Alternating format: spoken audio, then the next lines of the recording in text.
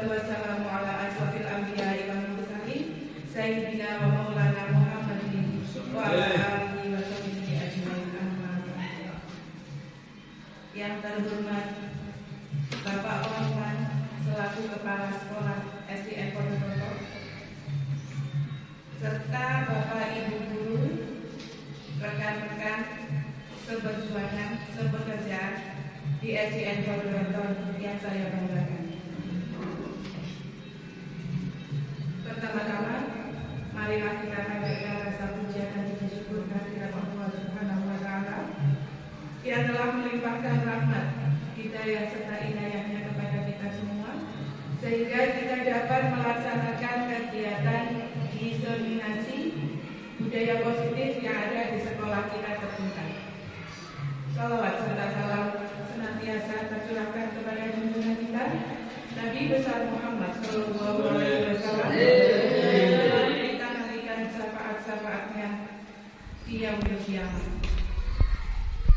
Tak lupa saya ucapkan terima kasih kepada teman-teman semua yang telah meluangkan waktu istirahatnya untuk mengikuti kegiatan saya dalam mendiseminasikan budaya positif yang ada di sekolah kita.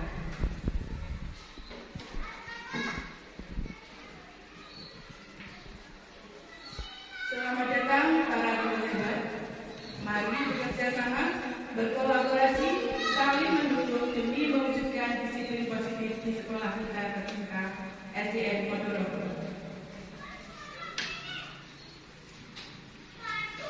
Pertama, saya mau menyampaikan tentang konsep utama budaya positif yang telah saya pelajari dalam modul 1.4.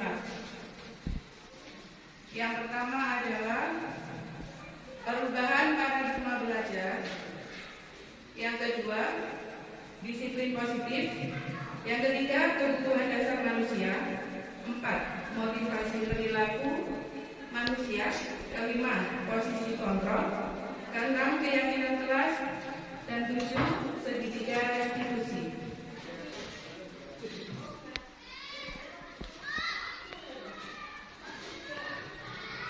Pertama yang akan saya paparkan adalah pembelajaran dengan paradigma baru.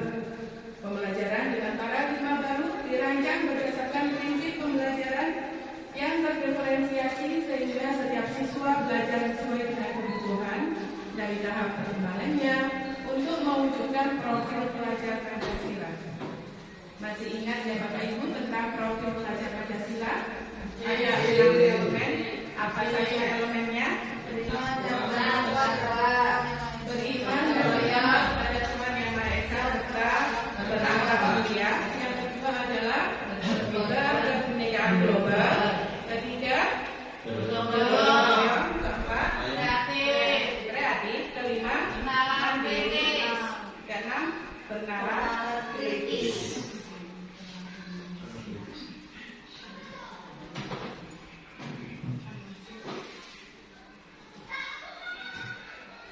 Kemudian yang kedua tentang disiplin positif. Setiap hari kita selalu mengatakan tentang disiplin dan disiplin. Nah, dalam budaya kita, maka kata disiplin dimaknai menjadi sesuatu yang dilakukan seseorang pada orang lain untuk mendapatkan kepatuhan. Kita cenderung menghubungkan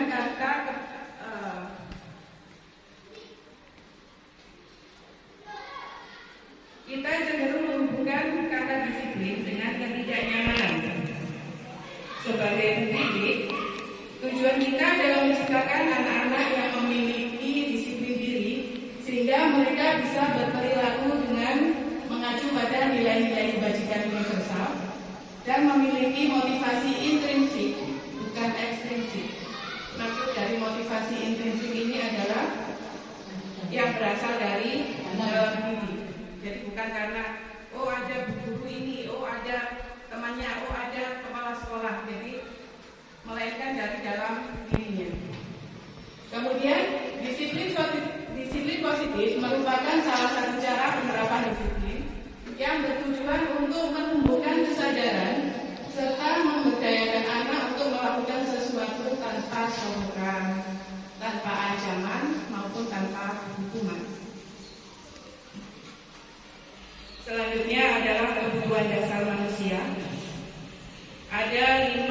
kebutuhan dasar manusia. Yang pertama adalah bertahan hidup.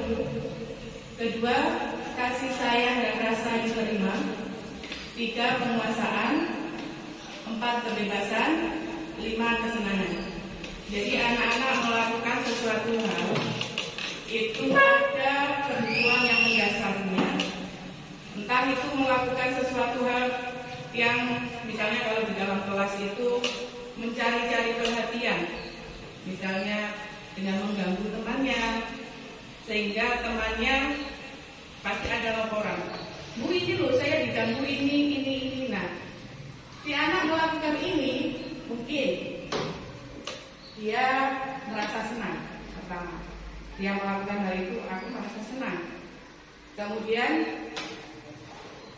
rasa diterima, kasih sayang dan rasa diterima.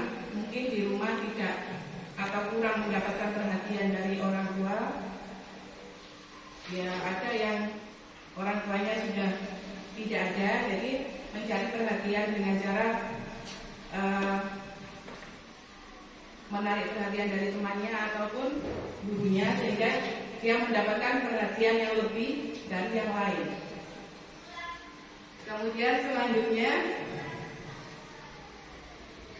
motivasi perilaku manusia.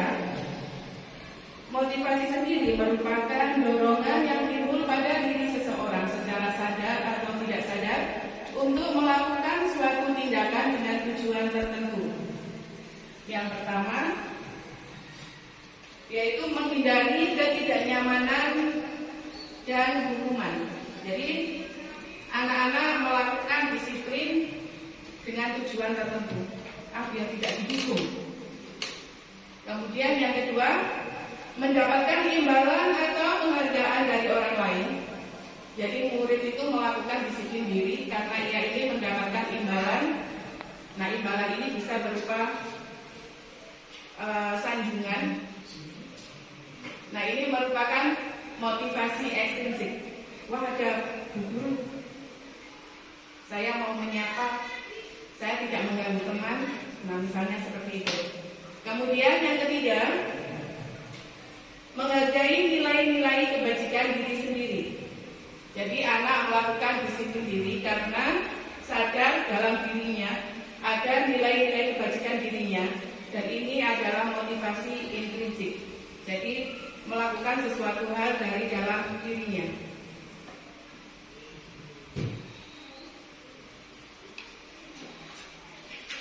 Selanjutnya, konsep disiplin dengan identitas gagal, yaitu yang dimaksud gagal ini ketika anak melakukan melanggar aturan, maka ada hukuman dan juga ada penghargaan.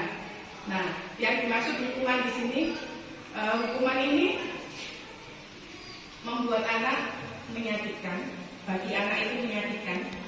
Kemudian mereka menjadi takut kalau melakukan pelanggaran, dia menjadi takut.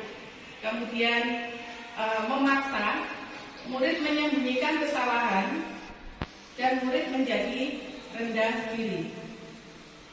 Kemudian yang berupa penghargaan tidak efektifnya ini ketika dia melakukan sesuatu, kemudian ada gurunya menanyakan siapa yang dapat mengerjakan soal nomor 1. Kemudian tidak ada yang mengacungkan jarinya. Kemudian si guru ini yang dapat mengerjakan, maka akan saya beri hadiah.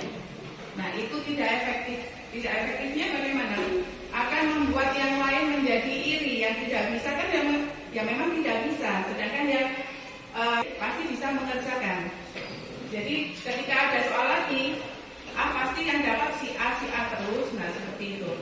Kemudian merusak hubungannya, menjadikan sifat iri dari teman yang lain.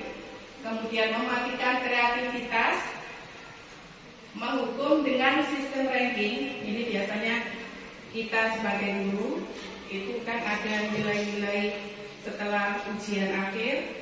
Nah, yang mendapat peringkat 1 siapa, peringkat kedua siapa, ketiga siapa. Nah, itu tidak boleh. tidak boleh memberikan suatu ini peringkat 1 yang terpandai, itu ternyata tidak boleh karena dapat membuat yang lain itu menjadi rendah diri. Kemudian merampas hak menghargai dirinya.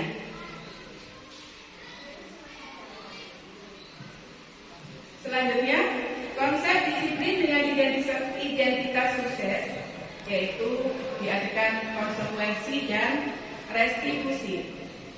Jadi konsekuensi ini aturannya sudah ada, membantu penerapan dalam mengikuti peraturan yang ada. Jadi peraturan yang ada di sekolah itu memang sudah ada, sudah jelas. Kemudian murid menghormati peraturan, mendorong kepatuhan, mengontrol anak dengan penguatan positif. Jadi memang kalau sudah ada aturan kan harusnya memang harus dipatuhi. Sedangkan kalau restitusi, murid itu bertanggung jawab atas perilakunya sendiri. Kemudian murid menghormati dirinya sendiri dan orang lain. Yang ketiga, mendorong disiplin positif. Yang keempat, murid paham bahwa dirinya sendiri yang pegang kendali kontrol. Jadi si murid ini melakukan semua atau baik itu aturan atau tidak, yaitu yang dilakukan tentang hal-hal yang positif berdasarkan dirinya sendiri.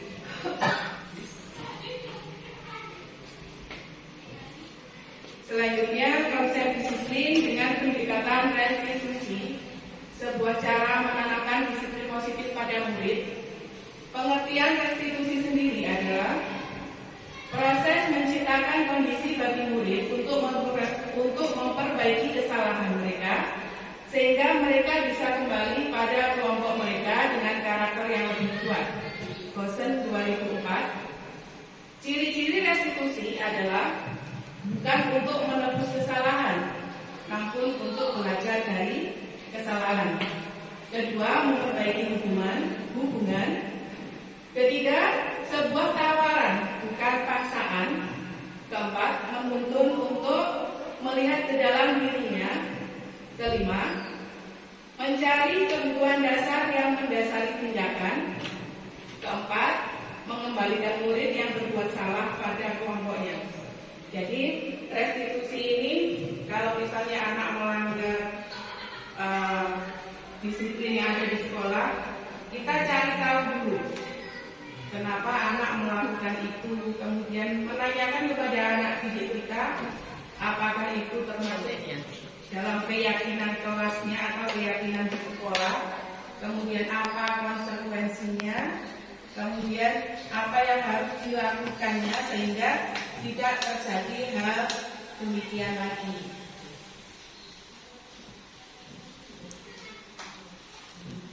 Selanjutnya, perbedaan. Contoh kasus, siswa sering tidak mengerjakan PR. Itu ada hukuman, konsekuensi, dan restitusi. Ketika anak tidak mengerjakan PR, guru menghukum siswa tersebut hormat bendera selama 10 menit misalnya. Kemudian guru marah dan murid menjadi takut. Konsekuensinya, guru memberikan konsekuensi untuk mengerjakan PR-nya pada waktu jam istirahat, sehingga ketika istirahat anak menjadi tidak istirahat melainkan harus mengerjakan PR-nya. Guru tegas dan siswa menghormati peraturan. Ketiga, restitusi. Guru menanyakan keyakinan kelas atau dirinya dan membantu siswa menyelesaikan masalahnya. Jadi digali dulu apa permasalahannya, apakah dia tidak mengerjakan PR itu tadi karena mungkin ibunya sedang sakit sehingga harus merawat ibunya. Kemudian guru terbuka dan siswa menghormati dirinya dan orang lain.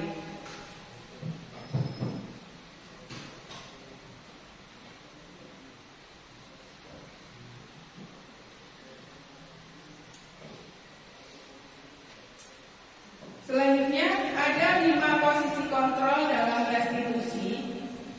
Yang pertama, kita sebagai guru atau pendidik, apakah kita ini sebagai seorang yang menghukum, membuat rasa bersalah, ataukah sebagai teman, sebagai pemantau, dan sebagai manajer. Kita jelaskan satu-satu. Dimulai dari penghukum. Ketika ada kasus murid tertidur di kelas, nah kita sebagai penghukum langsung memanggil anak. Kemudian kita langsung berkata, patuhi peraturan yang ada. Silakan berdiri di depan kelas, atau angkat kakimu, atau jewer telingamu sebelah. Nah itu penghukum. Kemudian pembuat rasa bersalah, kamu ini setiap hari selalu mengantuk di kelas. Nah jadi langsung menunjuk kamu ini, nah seperti itu tidak boleh di Bapak Ibu. Kemudian sebagai teman, misalkan kita selaku memposisikan diri sebagai teman terhadap anak didik kita, ayolah yang penting, tidak kasihan Kak sama ibu. Jangan diulangi lagi ya, kali ini boleh deh kamu nakal, boleh deh kamu tertidur, tapi lain kali tidak. Nah, itu sebagai teman. Sebagai pemantau, kamu sudah melanggar apa peraturan dan konsekuensinya. Jadi dipantau terus, diawasi, kemudian ditunjukkan tentang peraturan yang ada. Sebagai manajer, apakah kamu tahu kesalahanmu? Kira-kira bagaimana kamu akan memperbaiki kesalahan kamu? Nah, di sini kalau sebagai manajer itu melaksanakan restitusi dulu terhadap anak yang melakukan pelanggaran.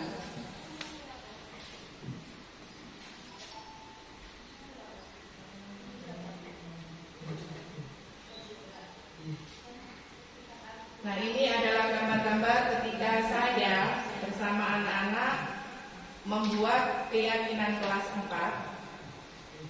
Jadi pertama berdiskusi tentang peraturan. Kemudian anak menuliskan apa-apa saja yang peraturan apa saja yang ada di kelas, kemudian ditempel di papan. Nah setelah menjadi peraturan itu, kita semua merumuskan peraturan menjadi keyakinan. Jadi misalnya anak-anak menuliskan tidak boleh bermain bola di dalam kelas, tidak boleh makan pada saat pelajaran, tidak boleh tidur pada saat pelajaran. Nah, ini nanti akhirnya dirumuskan menjadi sebuah keyakinan. Nah, dari hasilnya tersebut kemudian kita buat di selebaran kertas, kemudian ditempel di dinding kelas.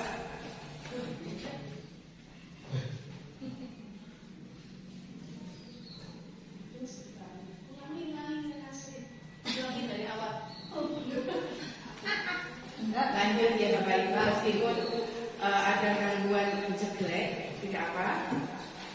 Yang selanjutnya adalah bagaimana pembentukan keyakinan kelas, yaitu kulkas.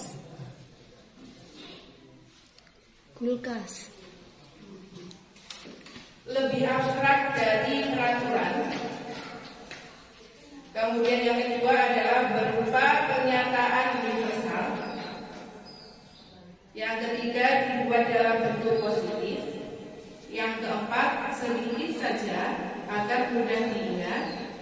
Yang kelima sesuai dengan kondisi kelas dan sekolah agar mudah diterapkan. Dan yang keenam, semua warga kelas atau sekolah dilibatkan saat membuat keyakinan kelas. Kalau kita membuat keyakinan kelas ya semua yang ada di kelas dilibatkan. Kemudian dibuat dalam bentuk positif tadi. Jadi kata-katanya itu kalau anak-anak tadi kan menuliskan tidak boleh makan di dalam kelas. Jadi kata tidak itu tidak boleh dituliskan.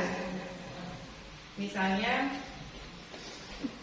tidak boleh membuang sampah di dalam kelas. Nah hal itu kita tinggal mengganti kata tidak, dibuang menjadi buanglah sampah pada tempatnya. Nah, seperti itu.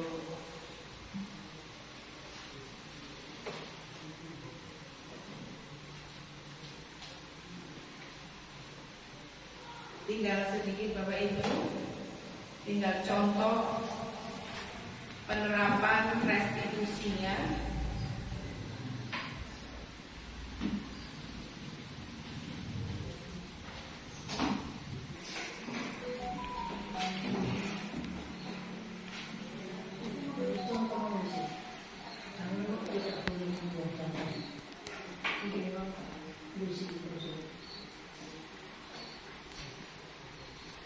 Saya lanjutkan.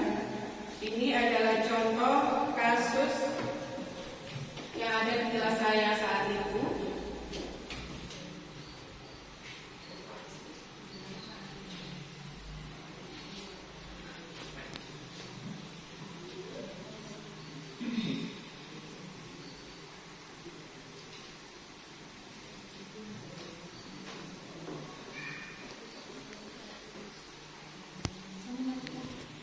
Adalah kasus yang ada di kelas saya pada waktu itu. Kasus yang terjadi di kelas saya pada waktu itu, ketika ada anak yang makan pada saat jam saya. Ketika ada anak yang makan pada saat jam pelajaran. Kebetulan ibunya ada di pojok. Ngapain sudah? Coba buka bukunya. Kebetulan ibunya ada di pojok. Ngapain sudah? Coba buka bukunya, hanya dibungkus dulu, masukkan ke dalam tas ya. Makan. Dan dibungkus dulu, makanannya dibungkus dulu, masukkan ke dalam tas ya.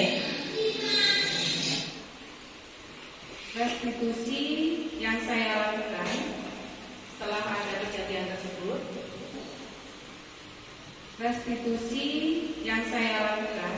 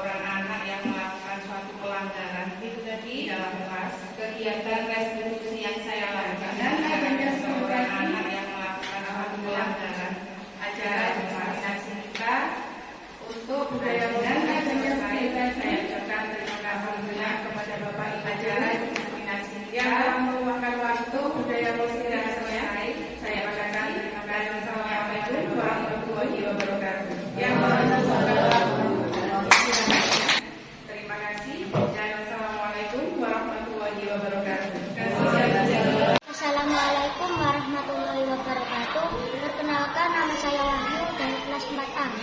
Tanggapan saya tentang penerapan budaya positif yang sudah dilaksanakan di kelas maupun di sekolah sangat bagus. Dimulai dari berbaris sebelum masuk kelas sehingga menjadi lebih tertib dan membuatkan ekobrik membuat kelas dan lingkungan sekolah menjadi bersih dari sampah plastik. Terima kasih Bu Anis. Assalamualaikum warahmatullahi wabarakatuh. Assalamualaikum warahmatullahi wabarakatuh. Perkenalkan, nama saya Zida, kelas 4A. Tanggapan saya tentang penerapan budaya positif yang sudah dilaksanakan di kelas maupun di sekolah sangat bagus, karena saya bisa menjadi anak yang lebih disiplin dan bertanggung jawab. Terima kasih Bu Anis. Wassalamualaikum warahmatullahi wabarakatuh. Assalamualaikum warahmatullahi wabarakatuh. Perkenalkan, nama saya Lila dari kelas 4A. Tanggapan saya tentang penerapan budaya positif yang sudah dilaksanakan di kelas maupun di sekolah. Contohnya adalah Bu Anis tidak pernah marah ketika kami melanggar keyakinan kelas. Beliau selalu mengingatkan tentang keyakinan dan konsekuensinya, dan beliau selalu tegas dalam menyelesaikan masalah. Terima kasih Bu Anis. Wassalamualaikum warahmatullahi wabarakatuh.